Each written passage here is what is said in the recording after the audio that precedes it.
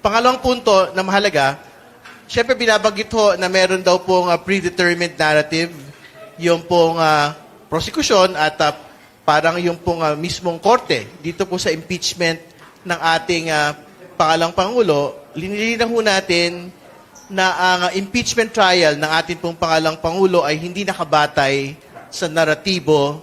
Ito po ay nakabatay sa ebidensya. Sa dulo, ang ebidensya ang magsasalita. Sa dulo po, magpapasya ang senator judges, hindi batay sa naratibo, kundi batay sa ebidensya po mismo. So, I think that needs to be very clear. Dagdag pa, sinusuportahan po namin yung pong pagtingin ng ating pong Senate President na hopefully matapos po before December ito pong paglilitis. No? So, ibig sabihin yung presentation of evidence ng prosecution at ng defense. No? So, hopefully, and this is just a target and a goal, sana matapos po kami by the end of September presenting all of the articles.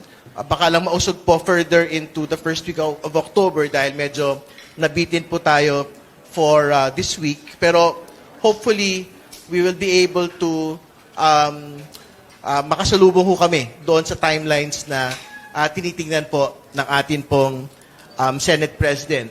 At sa pinakadulo ho, isa lang naman po yung responsibilidad ng prosecution.